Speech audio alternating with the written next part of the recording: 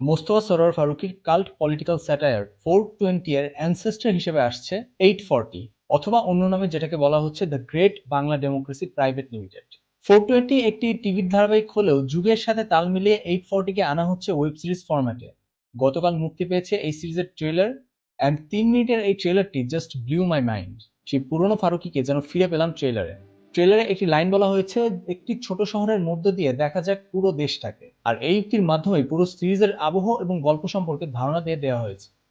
এখানে কেন্দ্রীয় চরিত্রে অভিনেতা নাসিরুদ্দিন খানকে একজন ক্ষমতালোভী ও দুর্নীতিবাজ রাজনৈতিক নেতা হিসেবে দেখানো হয়েছে। ক্ষমতায় টিকে থাকার জন্য যে হেন কোনো কাজ নেই যেটা সে করে না।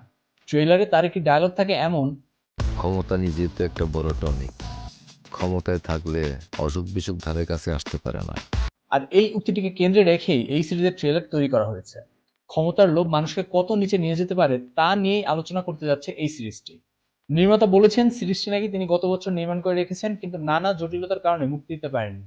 এর কাউন্টারে অনেকে আবার বলছেন নিজের ইমেজকে হোয়াইট ওয়াশ করার জন্যই এই সিরিজ মুক্তি দিচ্ছেন তিনি। এখন এদের মধ্যে কে সঠিক কে ভুল সেই তর্কে যাব না। আমি ব্যক্তিগতভাবে মোস্তফা সরোয়ার ফারুকীর নাটক এবং সিরিজের অনেক বড় ফ্যান। আর এই সিরিজের গল্পে এবং কেন্দ্রীয় চরিত্রে কার ছায়া দেখা যাচ্ছে সেটা হয়তো আমরা সবাই বুঝতে পারছি। এখন এই সিরিজের নির্মাণকাল যখনই হোক না কেন, এই মুহূর্তে যে সিরিজটি দেশের দর্শকের কাছে সবচেয়ে বেশি রিলেভেন্ট সেটা অস্বীকার করার কোনো জায়গা নেই। তবে 420 এর সিকুয়েল হিসেবে প্রচার ও নামকরণ করায় ভক্তরা এখানে মোশাররফ করিম এবং লুৎফর রহমান জর্জের অভাব খুব ভালোভাবে অনুভব করছে। সেই হিসেবে আমার মতে সিরিজের নামকরণের সাথে 420 না থাকলে এই তুলনা হয়তো আসতো না। যেহেতু ভিন্ন গল্প, ভিন্ন চরিত্র, তাই সম্পূর্ণ ভিন্ন নামে প্রচার করলেই বরং ভালো হতো বলে আমি মনে করি। তবে নামকরণ যাই হোক না কেন, সিরিজের ট্রেলার আমার কাছে বেশ পজিটিভ একটা ভাইব দিচ্ছে। সেই ক্লাসিক মোস্তফা সরোয়ার ফারুকীর রান্নার ঘ্রাণ নাকে আসছে।